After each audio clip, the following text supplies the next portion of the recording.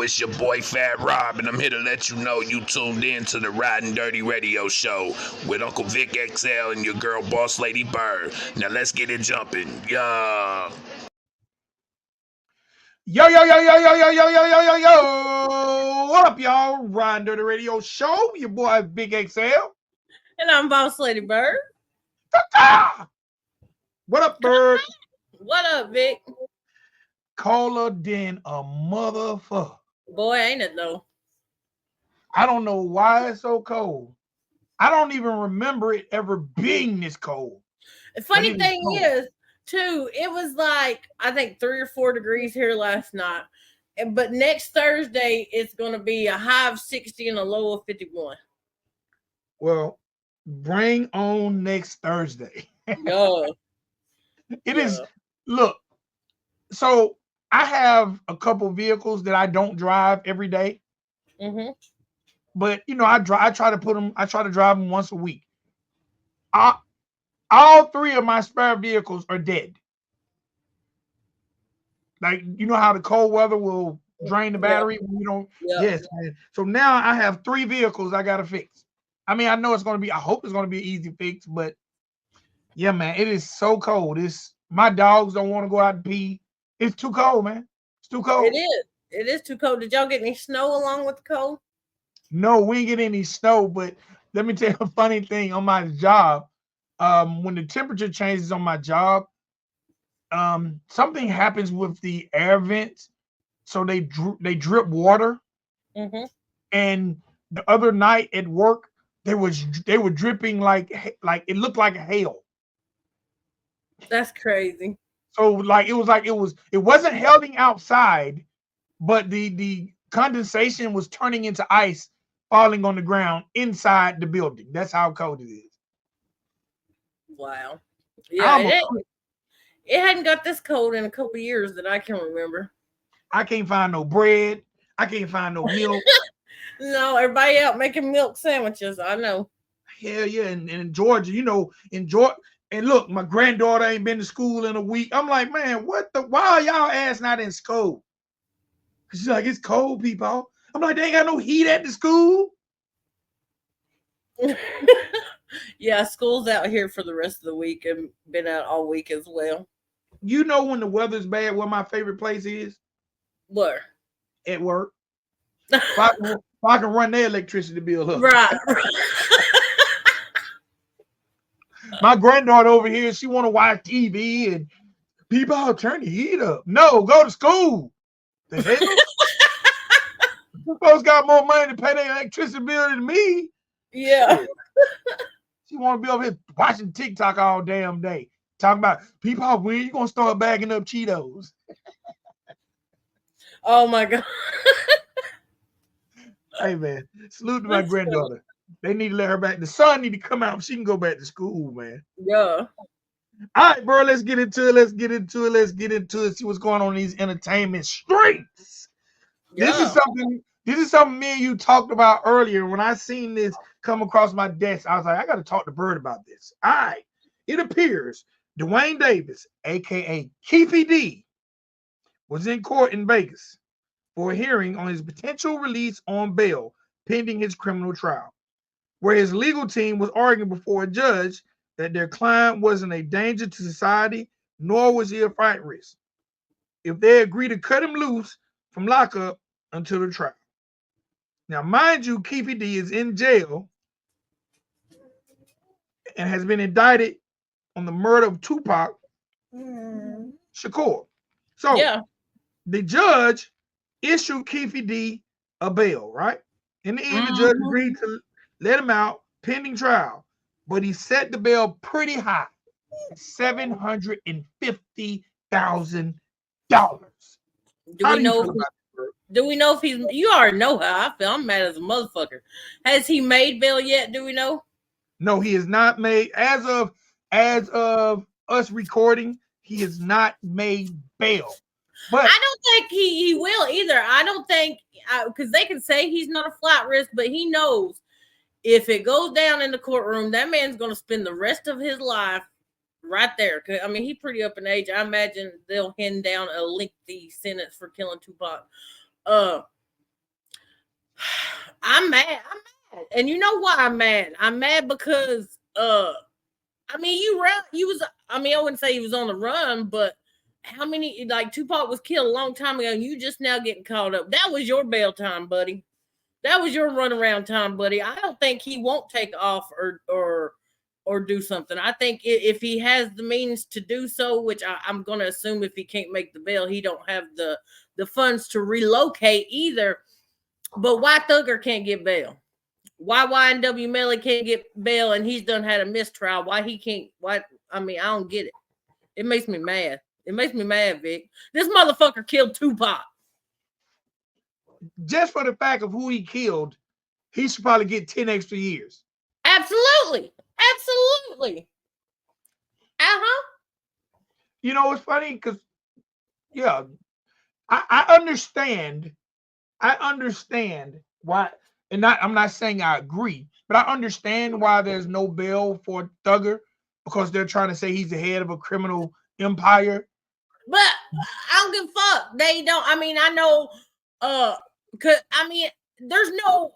I know they say they was people killed at his order. No, in his order. But I was gonna say I don't believe there's no murder cases actually involved in his fucking case. And yeah. I get it, you know, Melly is on a double murder, but I think, you know, being he's done you know, they had a hung jury the first time and shit. And I know the thing with Melly is and why he can't get bail is because of the sentence to death charge that's you know, attached to his case, but as Gene would say, this motherfucker killed Tupac. I don't think I got to say much more than that. And he gets a bail, but you know, Thugger can't get a bail. Melly can't get a bail. Is it not innocent until proven guilty? So why they can't get a fucking bail? You're right. It's supposed to be innocent until proven guilty. It's supposed to be. Hey man, Blueface can't get a bail. Right. Hell, Boozy had to fucking go through hell and high water to get his bail last time, and I think it was way up there too. And even when they first give him the bail, the feds come in and stop that, and I don't know what they had to go through to get it finally again. But man, it's just to me, it's just double standards. But this motherfucker killed Tupac. Come on now. Yeah, and I think that trumps anything that Thugger and Melly did. I'm sorry, I know it's the people's families that got hurt, you know, involved in their crime probably don't feel that way. But I think anybody that loves hip hop, rap, whatever, probably feels the same way I do. This motherfucker killed Tupac. Yeah, you killed a national treasure. And I don't think anybody who likes hip hop in any manner, they know who Tupac is. Right, you know, right. It's like I think a lot of people that don't even like hip hop know who the fuck Tupac is. Or is that what you yeah, no, but it makes me wonder. Do you remember the gentleman? I can't think of his name. He was the doctor who supposedly was medicating Michael Jackson. Who and Prince too, wasn't it? I can't remember if he was doing Prince, but he ended up going to jail. Yeah. For his part in the Michael Jackson situation, and I don't think he was given a bail once they locked him up. Right. Well, I mean, that's Michael Jackson, bro. You killed Michael Jackson. I mean, you have to think of it kind of that way. Yeah, I don't know. It leads me to believe he's give them some information they wanted, probably pertaining to P. Diddy, if my gut feeling tells me right. And I think that's the only reason why he probably was granted any kind of bail. I think he made a deal. If not, something is definitely like something's fucked up in that system out there in California. Yeah, something is definitely going on. You killed Tupac. I know they real liberal and shit, but I don't think they you know, look too kindly at murderers. I don't give a fuck how liberal you are. It's fucking Tupac. Yeah. You killed a national treasure, sir. It's like you killed a bald eagle. Yeah. I mean, for real though. All right. Well, I hope he don't get out. $750,000 is what? How much would he need to come over? Crazy because I know a guy in my hometown who has like several fucking DUIs and shit. And I remember one time he would put on $1 million bond. Really? And he ain't never killed a motherfucker. They just didn't want shout out. I'm not gonna say his name, but yeah, they just didn't want him on the street. Is he out now? On God. I probably could find the news, the fucking old news thing and send it to you. But on God, they people in my town that did nothing but drink and drive and probably some child support shit. I think they might have caught him with a little weed, but he ain't killed no goddamn body and put him on $1 million bond in a small ass county in Tennessee. But y'all gonna give fucking Keefe D 750. Man, get the fuck up out of here. The fuck you mean? Hey man, the justice system is blind. It's fucked. It see when it want to see. It see when it want to see. Yeah, that's what I'm saying. He had to give out some kind of information to get. They should put that motherfucker on a $5 million bond if he was gonna get one. Just something impossible to make. I don't give a fuck. Now, Bird, do you think if he gets out, since he done so much talking and self-snitching before his arrest, if he gets out, do you think he's a flight risk? Hell yeah, because I don't even think. I'm sure the state's built a case, but all they got to do is replay a bunch of interviews this motherfucker did to the jury. I mean, he hung himself. See, I don't think he'll leave. I think he'll go do a bunch of more interviews. You could be right. I mean, because he's just proven that he's stupid. So I just think if he, first of all, I don't want him to get. It's a wonder they don't have, you know how they're doing that over the phone jail call with Suge Knight. It's a wonder they ain't doing that with his ass. I think once whatever is going to happen with him after the trial and everything, I think he will figure out a way to do a chronicles of this, or I feel like at this point, this man probably feels like he has nothing to lose. And that's why I feel like he was doing all those interviews. I don't think he believed he would ever get locked up, but I think he was prepared because I don't think he ain't got no motion. He probably got more motion now than he ever had in his life. And like I said the last time we talked about it, this is a perfect example of clout chasing going wrong, or this is the epitome of clout chasing to the point where you will incriminate yourself just to get clout. So, hey man, because this man could have shut his mouth and be free right now, but because he chose to do the things he done, no one else, him, that he's in jail. So I think I'm damn if I'm gonna sacrifice my fucking freedom for some clout. Like they keep that shit. No, I agree with you 100%. But obviously, this guy, as my wife would say, is a special kind. Yeah, gotta be. Which I know, some killers, and he'll probably be one that goes down, not really glorified, but kind of as I don't know what you call it, like Charles Manson. Everybody knows who he is, right? Right. He's like the epitome, the poster child of evil, pretty much. Even though I got a whole different stance on it, I think he was an innocent man. But whoa, I think Keefe D will be one on that poster, on that Mount Rushmore of killer. What? Hold on, whoa. Hey, if you want to do a show on Charles Manson, I'm about it. I think he was an innocent man. On God. Okay, so hold on, because this might be planned for. So you have a whole complete opinion on Charles Manson? Absolutely, I do. There was a point in time when I first started watching stuff about it. I don't know if a movie had come out I watched, and then I started watching a bunch of interviews. No, I watched this guy come on and talk about the CIA and where they used to drug people. That it has a name and it just fucking left my mind because I was thinking about it. But the government put some people and they were an experiment, and Charles Manson was a part of that. And I started watching a bunch of interviews about it and podcasts and just dug really deep into it. And the man wasn't even there when Sharon Tate was killed. I can say anything to you, Vic. Go do this, whatever. It's time to do this, whatever it was he told them people that went and killed her. But what you do after whatever I tell you, that's on you. That's on you. That ain't on me. And still, they convicted that man with the whole helter-skelter fucking scenario that wasn't even what it was. And yeah, but that's for another time. That's for another time. Yeah, we might have to. I got to find out when his birthday is. We might have to do a show around his birthday. Yeah. Because I don't know a lot about it, but I did probably watch the movie you watched. I've never watched any documentaries, but I would definitely like to MK Ultra. MK Ultra, it just hit me. MK Ultra was the thing that the CIA did, and they set up and they had little hippie huts and all kind of shit to where they experimented and gave them people acid and psychedelics just to see how they acted and shit. You know what I'm saying? Right. Okay. All right. We're gonna talk about that. We're gonna definitely talk about it. All right, let's keep it moving. Keep it moving. One of our favorite Freudians, Kodak Black. Who me and you talked about earlier, was arrested for cocaine.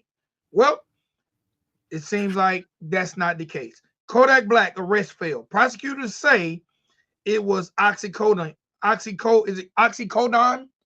Actually, oxycodone. Oxycodone, not cocaine. Kodak Black's lawyers say the rapper has a prescription for oxycodone, cites disgusting abuse of power. All right, the Broward County prosecutors quietly charged Kodak Black with oxycodone possession, not cocaine, following his widely reported arrest in South Florida in December. The new court filings obtained by Rolling Stone, shout out Rolling Stone, contradicts an affidavit from the arresting officer in the case that stated the white chunky substance allegedly found in Kodak Black's possession on December 7th field tested positive on the scene for cocaine. So the police trying to railroad Yak. Mm-hmm. How do you feel about that? I still don't get it because I'm assuming since he had a prescription, the oxycodone was in pill form. So did the pills just break up that he had on him that made him think it was a white chunky substance or what? If not, they should have been able to identify them pills. Maybe he broke them up. Maybe he did. Maybe he tried to, taper himself off because he got out there for a while. Like he really did. But if he has maybe he had to. And then first of all, I don't want to sound like I'm on the police side because never that. But maybe because I don't think the police just found a white chunky substance that wasn't broken up. So maybe Kodak, I don't know. Maybe he break it up and put it in his green. I don't know. Well, I know people do crush them up and snort them. I don't think that Kodak's a needle junkie, so I wouldn't see him crush them up to shoot them, but I don't know that. I've heard of people smoking them. So it is weird to me that it was a white chunky substance that they found, but I'm sorry, cocaine got a smell to it. They should have known better. Do you think when the officers seen it was Kodak Black, they made up in their mind, this is Kodak Black, we did find this, but let's lock him up? Like, he ain't got no damn bail. I bet he ain't got no damn bail. Yeah, he actually did get on bail. Yeah, he's on. But at first he wasn't. The feds had picked it up and they had him locked up. But I think maybe after this come out, he did get a bail because he walked out the coolest walkout ever. He walked out with his face covered up with money. I seen the clip. No, Bert, I don't think Kodak Black is out because Kodak Black, and this just happened this weekend, right? Right. Kodak Black. So I'm gonna add on to this story, and we can talk about this too.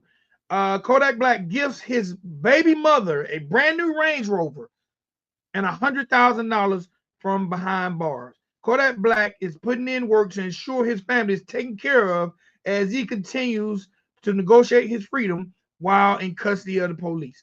On January the 14th, Miranda Johnson took to social media to share presents she received from her baby daddy as he remains in federal prison. But he did get out, but he's been re-detained for violating his probation last month. So Kodak Black is in jail, but it's for probation violation. But I wonder, does that stem from that arrest? Probably, because if you're arrested and you're on probation, it does violate it. But usually they'll just enhance your probation, give you some more fines, and after 30 days or so, they let you back out. But I mean, Kodak had been arrested quite a bit in the last, we'll say, I don't know, 6-8 months. So, but still, he ain't killed nobody. He didn't kill Tupac. No, he ain't even killed Trick Daddy. I mean, not saying I won't get Trick Daddy killed. I'm just saying. No, Trick love the kids. Yeah, Trick love the kids. But hey, man. So let's add on to the Kodak story. How do you feel about the fact that Kodak Black is behind bars but still taking care of his baby mama? Oh, I think that's fantastic. I think that's really honorable, and I think they should revoke the violation of probation if he was originally arrested on false accusation. I agree with that because had they stopped him for whatever reason and find that he had oxycodone, and he was able to prove that he had a prescription for it, he should have been on his way. Absolutely, no questions asked. Should have been able to ride on out. Yeah. So, do you feel like when police officers stop these entertainers and realize it's an entertainer, do you think they press extra hard? Oh yeah, especially when it's one that has the reputation that Kodak Black had. Like say somebody like Boosie or T.I. Absolutely. Artists who are known to, have issues with the law. Do you think the plant might be, we got them, let's figure something out to take them to jail? Absolutely. I think every time they see them and they're going 5 miles over speed limit, they're going to pull them over because they're going to think that it's going to lead to something else. Yeah, man. I think they're targeted. I really do. Yeah, and it's public knowledge. And a lot of them probably think, yeah. I think a lot of the officers probably think too, man, if I pull him over and he's dirty, he might throw me a good chunk of something if I just turn my other cheek and let him go on his way. I think a lot of them, they're probably trying to get a quick payday out of it. I ain't mad, because if one of them hit me, I'm going to want them to throw me a chunk or something. Raw. Yeah. Catch up. Hey, look, remember I was telling you the story about my truck getting hit? Why couldn't it have been Kodak Black? Why couldn't it have been Kodak Black to hit my truck? God damn. Yeah, for real. Getting hit by somebody who make less than me. Hey, man, they should come check my coworker's truck. Yeah. She got a chunky substance in there. A chunk of white substance, yeah. Yeah, man. They out here arresting the wrong people, Bird. They really are. Or why my wife ain't in jail and send me a Range Rover and $100,000. I'm doing something wrong, Bird. God damn. Man. I can't get a Range Rover and she free. Oh man. Should have married a rapper. I want to ask you a question, Bert, and this is gonna be off the wall. Okay. If in 2024, if you could have a child by a celebrity that got other children, would you do it? Yeah. I can't have kids, but yeah, I think I would. I do. I think I would. If it's one that don't be taking care of their other kids and shit, then hell no. But if it's one that's a good daddy and you gonna be set up because that's his child, then by all means, yeah. Like, okay, NBA YoungBoy, it's reported he has anywhere between 8 and 11 children. Could you be number 12? Yeah. NBA YoungBoy, you could be number 12. Hell yeah. Now, I'm not trying to get married or nothing, but I mean, if you need another baby, I got you. But Nick Cannon. In my couple. Nick Cannon, could you be baby mama number 38?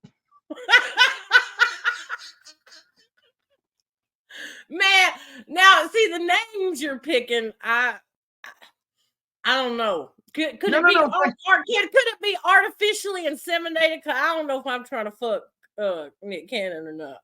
No, but I'm saying like one time for the one time. The one time for the one time.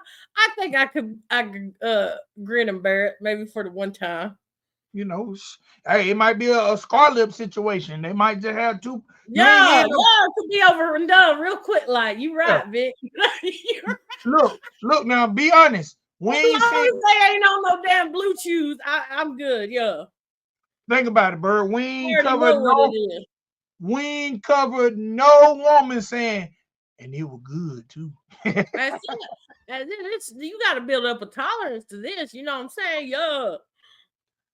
I gotta yeah, man. I need to go on we need to maybe put together some type of documentary. The women who actually say that these men was putting it down. Because I never hear about, hey man, I hope there's some women out here say, yeah, Vic used to put it down. Because these men ain't getting no credit for putting it down. That's it. Hey, it would be cool to find out who got the best dick in the rap game. Hey, somebody need to do that. You probably just gave away a 1 million view idea to somebody.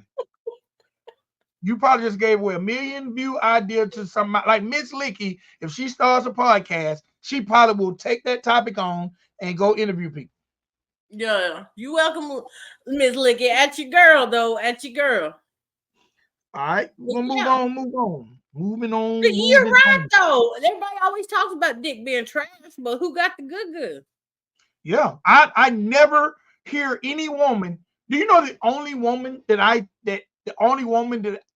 have gave indications that I can recall? And I'm sure there are people in the comments or in the chat who might know different. Leave it in the comments. I love to go research. The only woman I can think of that actually gave her ex some type of kudos after the relationship was Vivica Fox. She actually used to say 50 Cent used to put it in, but get it in, not put it in. Well, he did put it in too. Yeah, I was gonna say either way it makes sense, but you know what? I bet Tory Lane got some good dick, or Omega wouldn't have been all upset. Hey, Tory Lane must got some good wood because he got women fighting about him in this. He in the car with 2 women he knocking down. Yeah, because he was trying to holler at another bro. I bet it's Tory Lane. I bet he got that top tier dick. I bet you right. Got that good wood. That good wood. If you think about it, that scenario, if that scenario ain't your everyday hood scenario, 2 women who done had that wood, see him trying to get that wood to somebody else, and they both going batshit crazy. Yeah. That wood's so good. That wood's so good they got it off the street. Lord, yeah. That bitch was willing to lose her toe over that. Yeah. Whole toe gone. Whole toe out of here. Now she's a genie. Now she's a genie in the clouds at Planet Fitness. Now she a 9-toed hoe. Yeah. Shout out Tory Lane. See what that? Hey fellas, you see what that good wood gets you. Be careful how you spread it around. End up locked up somewhere.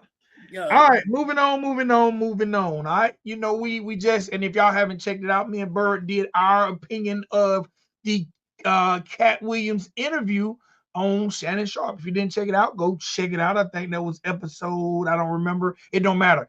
Watch all the episodes till you find it. Right. But did you see who he had on today? Yeah, Country Wayne. Yeah, Country Wayne on that bitch today. I seen it, haven't watched it, but I haven't watched it neither. I clicked on it just to see what they were talking about for a minute because there was 29K other people checking it out. But I ain't watched it. But I imagine it'll be more of a funnier interview because Country Wayne funny as fuck. Yeah. And the numbers on Club Shay Shay are incredible. He made a post and showed just from the Katt Williams alone how he gained almost 1 million subs just off that shit. Yes. And in 14 days, I think it done over 53 million streams. Mm-hmm. But in that interview, Katt Williams talked about he only tours and put comedians on his tour that are funnier than him. Also, in that interview, he had some very choice words to say about one Kevin Hart. Well, this Yep. came across my desk. It looks like Torrei Hart, and for those who don't know, Torrei Hart is the ex-wife of Kevin Hart, but she was allowed to keep the last name. It looks like Torrei Hart is not letting Katt Williams' comments about her ex-husband stand in the way of business. She's standing on business. Business is business. And on January 8th, she announced that she is joining Katt Williams on tour. How do you feel about that, Bird? I mean, good for her. Good for her. I wouldn't think that she did it in spite, but I think it's good that she didn't let what Katt had to say about the ex, because he an ex for a reason, let's be honest. I'm glad that she didn't let that interfere with her business. Good for you, girl. Go. All right, it seems like she'll definitely be on tour with him in Charlotte, North Carolina, Orlando, Florida, and Tampa, Florida. And that will be like in the next week or so, in like now, 10 days. You said he only lets comedians come on tour with him that are funnier than him, and we already know I mean, she must be funnier than Kevin Hart too, huh? Well, Kevin Hart, in previous interviews, a lot of people will have to go back and find it, but he always gave her credit for inspiring his comedy. He credited her for molding his career, because a lot of his jokes he done early in his career was based off his old marriage. Right. So, he's never downplayed her. He just never talks about, hey, go check out my ex-wife's shows. You know what I'm saying? Right. But it's got to sting a little bit for him. At the same time, her being on tour with the guy that said what he said, but I don't think it was done in spite. I think she just must be a very funny lady, and Katt Williams acknowledges that. So go her. Well, I think she must be a funny lady, and do you think it was done out of spite? No, I believe what Katt says. Now, I don't think out of spite, but I think it's a business move. Hey, man, I talked about this guy. So you don't think that Katt Williams sitting back after the interview and everything now kind of keying just a little bit? I think he's definitely probably laughing. It has to be a little funny, it's kind of like hitting your ops baby mama. You might not like them, but it's kind of funny. You know what I'm saying? Right. I've been there. If you can look, man, if you can do say a person dislikes you, I guess in the troll community it would be considered buddy trolling. You know what I'm saying? Mm-hmm. But say you can do something to help someone that's close to your enemy, and ain't nothing they can really do back, because if they react, think if Kevin Hart reacts, the only way he can react and it not look bad is for him to put her on tour with him. Because other than that, what can Kevin Hart do to stop it without making himself look bad? He can't. Right, yeah. So so Kevin Hart is kind of helpless in this situation. Ain't nothing he can do about it. So, it is what it is. Business to business. Business is business. Maybe he should find maybe there's another female comedian out there that she don't necessarily get along with, or maybe one that Katt Williams don't like. Maybe he should try to get them on tour with him. So if you think back to the interview, the only thing Kevin Hart could do at this point, to me, to get under Katt Williams' skin. Katt Williams got a sister. Now, I don't know. But if he was to get Wanda Smith, if you remember in that interview, they talked about a situation in Atlanta.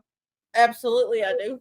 And Wanda Smith was the comedian that Katt Williams went through that with. But I don't even know if that would get under Katt's skin. I think at this point, Katt, like, to me, when you initiate the troll, or when you initiate, the person has to work harder to fight back. Oh, absolutely. Like, because it was like a surprise attack. So Katt was fully aware when he implemented his plan to do what he done. So right now, everybody who wants to fight back got to work twice as hard because people know he's going to be on defense, number one. Number two, everybody's going to be looking at you. Like right now, if Kevin Hart decided to tell a bunch of jokes about Katt Williams, they got to be extra funny. I'm talking about funnier than his average stuff because he's going to be under the microscope because people are like, what are he going to say? What are he going to say? So it's kind of like, you've taught me about trolling. His best defense is probably say nothing. Right. It's in his best defense not to engage, not to react, just act like he never even heard about it, honestly. Yeah. All he can do is say, man, shout outs to my wife. I hope she kills it. Y'all buy her merch. Right. Absolutely. That would probably be the best route to go about that. I absolutely agree with that. And going back to the Katt Williams thing, again, when people take that microphone, generally it's the opinion of the person behind the mic speaking. And I think there was a galvanizing interview. It's definitely done a lot for Katt, done even more for Shannon Sharpe, put him in a media space that no one would even expect the ex-football player to be in. Like Shannon Sharpe right now is like the YouTube Oprah Winfrey. You know what I'm saying? Yeah. But I not so much as Shannon.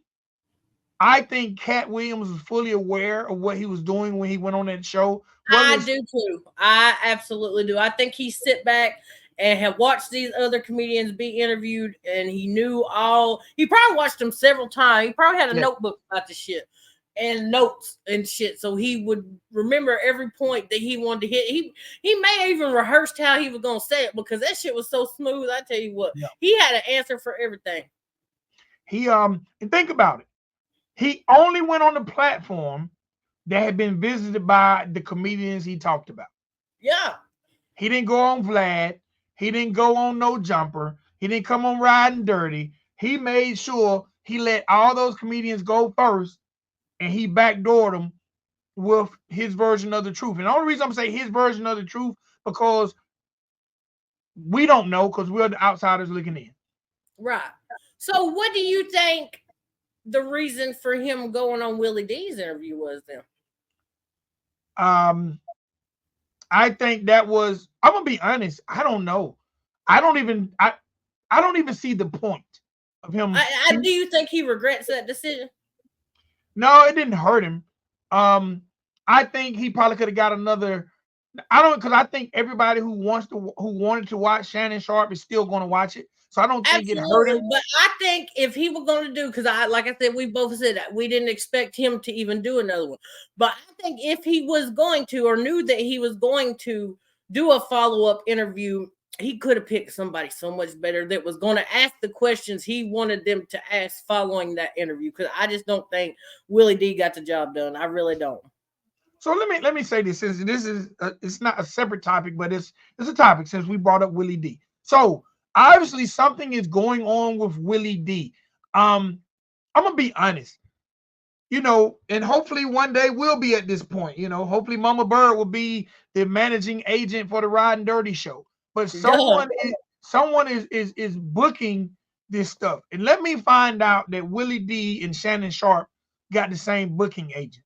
And the only reason I'm saying that is because Willie D had a podcast. It was the Ghetto Boys podcast, and that podcast they have a sponsorship. I can't remember who with. So they are not.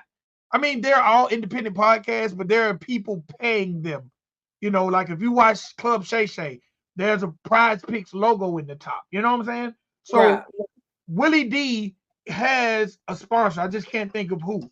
But the interesting thing. So once the Ghetto Boys podcast broke up, now Willie D is doing it live. It's the Willie D live show, right? He just picked up where the Ghetto Boys left off. But because Willie D has always been the person who he would go live from his bedroom. And he would do this thing called No More Talk. But now he has the podcast, and it's a clean look. But I'm looking at his guests. So his first guest was Katt Williams, right? Mm-hmm. He followed up Katt Williams with Mark Curry. Are you familiar with Mark? I think that. And I'm going to be honest. I was so anxious to watch the Mark Curry interview strictly based off of Katt Williams, because Katt Williams mentioned Mark Curry, and that's one of the people that Katt Williams is actually cool with. Yeah, I've been seeing him a lot lately and stuff too. Now that Katt Williams, mentioned they put him back on. Rather, I guess Yes, you'd say. especially when he tells the stories about Steve Harvey. Basically, the Steve Harvey show basically being a ripoff of the old Hanging with Mr. Cooper show. Yeah, And I never thought about it until Katt said it, and I was like, wow, that really was, because Hanging with Mr. Cooper was a teacher. Steve Harvey was a teacher. They both had their high school setting. They both wore the suits. So I could see where it was a emulation. Now, the sad part is I don't blame Steve Harvey. I blame the producers of the show. But absolutely. that's not a here nor there. But going back to my Willie D thing. So since that interview, Willie D has had Keith Murray. Now, Keith Murray is the rapper who back in the day had the song Most Beautifulest Thing. But a lot of people, last year, Keith Murray went viral for saying he had sex with one of the famous female rappers. Keith Murray is known to get on your platform and say some stuff that could go viral, right? Right. He's had Dame Dash, who, Dame Dash and Jay-Z. Dame Dash is going to always say some interesting things that could make you possibly go viral. Yeah, Dame Dash was in Chattanooga not long ago. Oh, really? In an interview with a guy I've mentioned several times that I've been trying to get a hold of, Miles the Pimp. He interviewed with Dame Dash and his wife for his podcast. That's dope. And he had Mark Curry. So those are 3 high-profile interviews that Willie D has had since the Katt Williams. I don't know. I still wonder why Katt Williams chose Willie D, because he is definitely not even top 10 in the space. I ain't mad at Katt, but I just wonder what made him choose Willie D. It makes me wonder too, because it was so lackluster. I would have expected a follow-up interview to be so much more than what that was. It really disappointed me. Now, are you disappointed that none of the people that Katt mentioned are doing interviews? Or do you think they're doing I think they will. I think they will. I think it's just been too soon. Maybe there was people scheduled ahead of them. But I think that will definitely. Now, whether we'll necessarily see them back on Shannon Sharp's, I don't know. I don't think so. I think a lot of them, especially they got caught up in some lies. I don't think that they'll want to go face Shannon after they know they lied to his face. Yeah, you're right. All right, let's just wrap. Let's close it out. This is one that makes me feel really, really good. I like those feel-good stories. Rick Ross, the boss, has received the key to the city of Miami. All right. Yep. Now, Rick Ross, to me, is one of those guys, who, to me, he didn't put Miami rap on the map, but he did come along when people weren't really talking about Miami after, Trick Daddy. So this is fresh off of hip hop. And I'm glad you said Trick Daddy, but I wonder if that makes Trick Daddy feel some type of way that does he got a key to the city? I don't know. That's a good question to ask. Maybe we should start just asking questions or something. Has Trick Daddy ever received the key to the city? All right. Rick Ross has received many commendations over the course of his career, and now he's received the highest commendation of them all: the key to the city of Miami. The biggest boss received the honor on Monday, January 15th, at the 31st annual Dr. Martin Luther King Jr. Scholarship Breakfast for the organization, 5,000 Role Models of Excellence. He was given the honor by the mayor of the city, Francis Suarez. Rick Ross says this is the highest honor he's ever received, and it means so much to him. Do you think rappers should get the key to their cities? I mean, maybe certain ones, not all of them. No, like you. I mean, you said, would they give Kodak Black a key to the city? I mean, I'm just saying. I think Kodak would have to. What you have to do that qualifies you for that? I think so. Let me say this: being a person who has received the key. Okay. Mm-hmm. Damn, I was expecting you to say something after that. Let me say it one more time. Being a person that has received a key. You know, you got a key to your city? Kinda. So I received the key to my old elementary school. Okay. And I'm being for real. I'm not trying to make it up. Is it a metaphorical key, or can you really pull up to the school and go in anytime you want? So it's funny that you said that. It's funny that you said that, because when they told me they was going to do it, that was the first thought that went through my mind. So I'm gonna be able to come in there, bitch, and get me some lunch plates when ain't nobody here. Yeah. No, it's a metaphoric key. You know how they give you those big ass checks when you win something? Yeah. I'm actually literally looking at it right now. Maybe I should take a picture of it, but because I received this over 10 years ago. But my elementary school gave me the key to my elementary school. Hold on one second, bro. I got pee pee. You didn't catch that bird. You didn't hear what I said. What'd you say? I said, hold on, bro. I got a pee pee. Oh, you gotta take a pee pees? Yeah. Hey, all right. People keep calling me and Gene about saying it all the time, but if it's cool enough for Nori to say, I can rock with it. So in 2009, I received the key to my elementary school. I had to pick it up and go get it. Yeah, I sure did. So, okay, when they get these keys, metaphorical or whatever, what does that stand for? Like, what does that allow them to do? So I can only tell you why I was given mine, but maybe this is probably the premise of how most people give it. Mine was given to me for my support, my support and contributions to the elementary school. What I did was at that time, I took an interest in a kid in my old neighborhood. Well, I'm gonna be honest, I took an interest in his mama. But yeah, see, you did it with intentions, not purpose. I see. So no, I met his mom. His mom was really, really cool. It didn't work out, but we are still really cool to this day.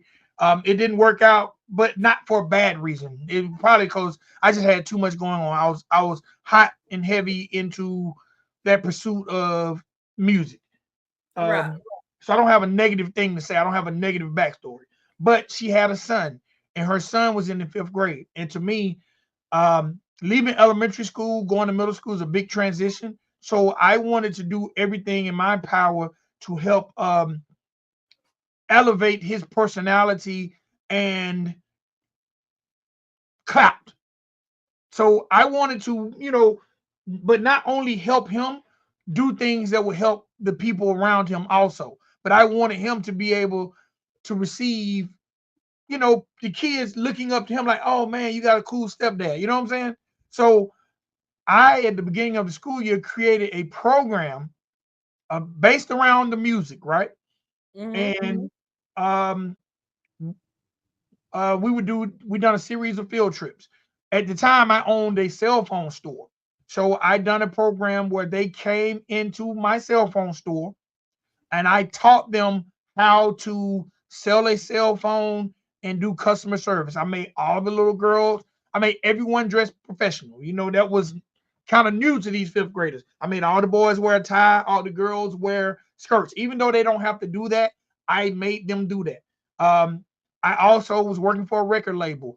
I done a field trip where I brought them to Mr. College Park's studio. They had an opportunity to meet Soldier Boy. They had an opportunity to go into the booth and record a track.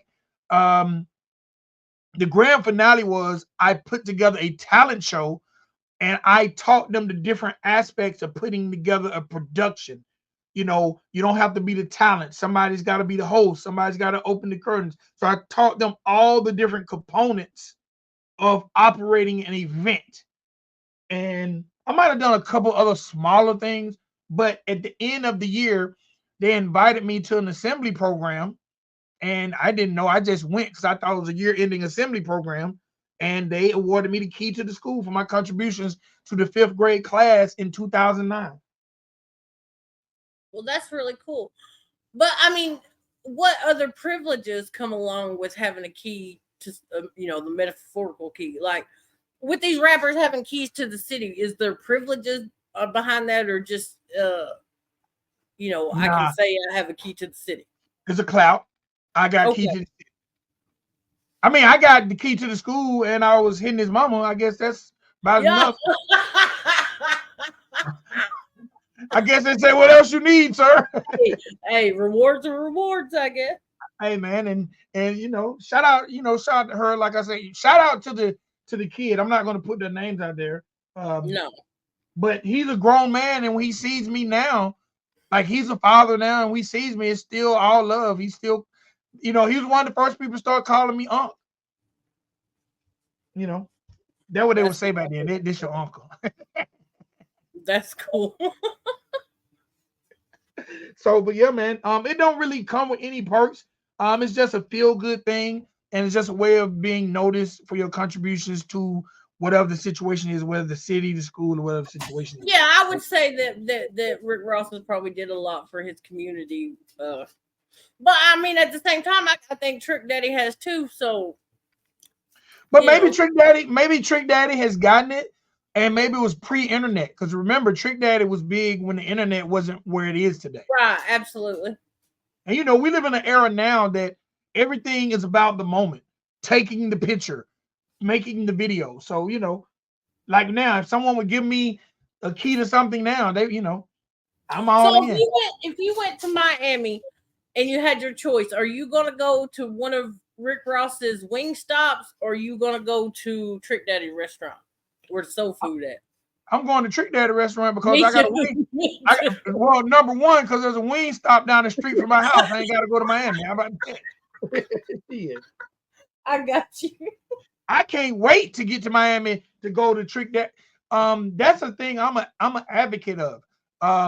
If you come in my studio, I'm a collector of hip hop or entertainment endorsed products. And when I see businesses and restaurants, I support them because I remember when hip hop had nothing. Right. And I don't know if you've ever seen it, but Trick Daddy was doing like a cooking show on YouTube. Yes. And he would cook with rappers or for rappers and shit like that. I think he's still doing it. I watched a few episodes. I like Trick Daddy though, so I'm a huge Trick Daddy fan. The Buddha Gang strong. I'm a strong advocate for Trick Daddy, and salute to Rick Ross. Because to me, Rick Ross has done something in hip that no one else in hip hop has done, and people don't really talk about it. But he has done something no one else in this game of hip hop has done. What's that? Survived being trolled by 50 Cent. Think of all the people who 50 Cent has destroyed their careers from trolling. Yeah. And him and Rick Ross went at it for years, and they still take shots at each other. But Rick Ross never backed down. Because that's a boss. He's a boss. That's my ringtone on my phone. And think about it. Rick Ross has survived being trolled by 50 Cent. He survived people finding out that he used to be a correctional officer. But he's still going, and come on, man. The man got a llama in his yard. And a fire truck. Look, Rick Ross stays 20 minutes from me, man. The man, everything they say he has, they're not lying. Oh yeah, they're not lying. Like now, see, I think in that Benz, he got a key to the city. I don't agree with this now. I think if he got a key to the city of Miami, he should be a resident. Which I'm sure he got homes down there, but I was thinking he lived in Atlanta as well. And hey, man, you need to go make it right with my boys at the 85 South Show because you walked out. Make it right, Ross. Yeah. Shout out Rick Ross though. It ain't Yeah, easy to get a key to. It ain't easy to get a key to nothing. I ain't got no key to my old jobs. they know better. But yeah, I'm looking at it now. And so what the school gave me was they had someone make a big wooden key. I'm sure maybe a parent done it. And it says, "Thank you for your support. Susie B." I ain't even gonna say the rest. Right. Just in case somebody won't look. No, I say it, fuck it. Susie B. Axon Elementary School. And then they had every student in the 5th grade at that time sign it. Well, that's really cool. That's special. Yeah, I cherish this thing. Like, I got it in my hand right now. Shout out them. I might take a picture with it on some Throwback Thursday type thing. Because I don't know where any of these kids are other than that one, but it's dope to see all their names on it, and I'm sure I know how much this meant to me. It made me tear up when it happened because number one, I didn't know it was going to happen, and knowing that I actually went to that school and it was dope. They probably haven't even done it since. All right, Bird, we're going to end this thing out with a spotlight artist of the episode. I got to say shout out to 2 gentlemen that are near and dear to my heart, and I know they're near and dear to your heart. Shout out to Deacon Blue and Pawpaw Fresh. Have we made them? They Deacon Blue and Pawpaw Fresh are 2 MCs who have separate musical paths, but have somehow met in the chat of the Country Rap Report, Ridin Durty Radio, the Duel, whatever you want to call it. They met in the chat and started collaborating together. They're working on their 3rd EP. It's going to drop in April, or is it March? But it's going to be called Fool's Gold. They have one called Quest for Gold and one called Gold Rush. Yeah. They're on fire, man.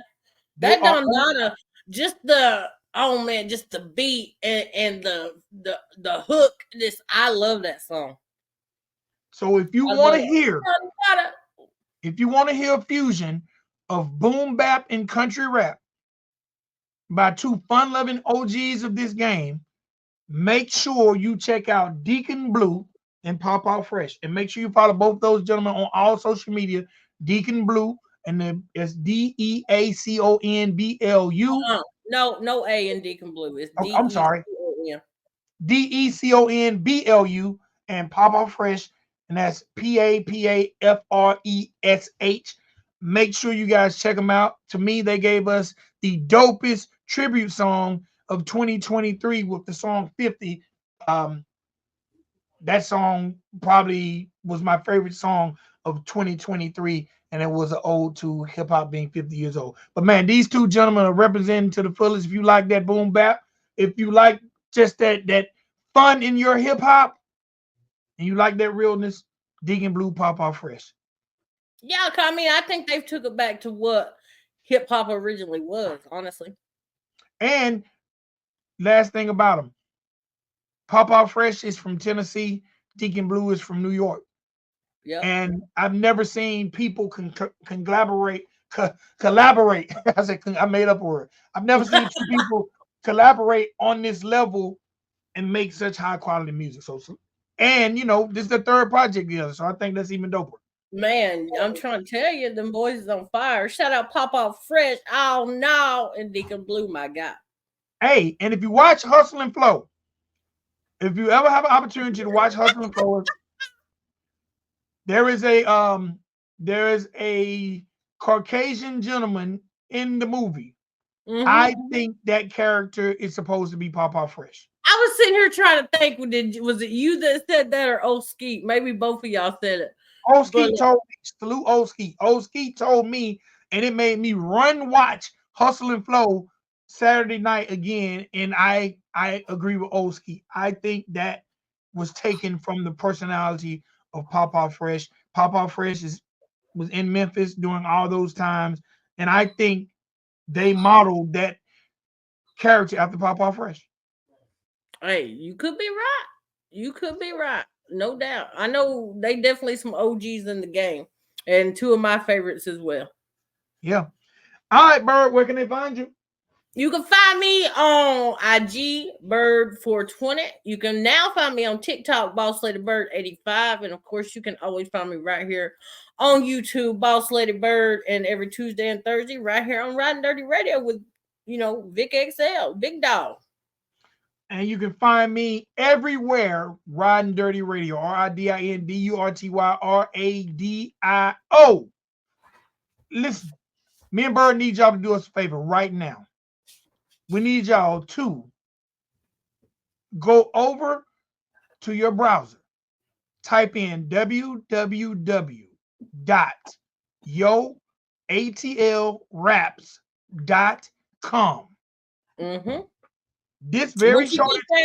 Once you get there, go to page 2 of the voting. Scroll down a little bit. You'll see a section for independent podcast. Go down to the end. You'll see Ridin Durty Radio. Make sure you click that and submit. Your boy and your girl trying to bring home the trophy. We're trying to bring this trophy home for y'all. All right? You guys are the reason we're there. So you guys are the reason that we can bring it home. Podcast of the year, Ridin Durty Radio, Vic XL, Boss Lady Bird. Y'all do the right thing. Yeah. All right? That's it for me, Bird. All right, we out. Peace. Vic, your crazy cousin Hellbilly coming to you. Getting ready to grab me 2 beers and come watch the best show on the YouTube. That'd be Ridin Durty Radio with Big Vic and Boss Lady Bird. Much respect, y'all. Keep killing it in 2024. Ridin' dirty.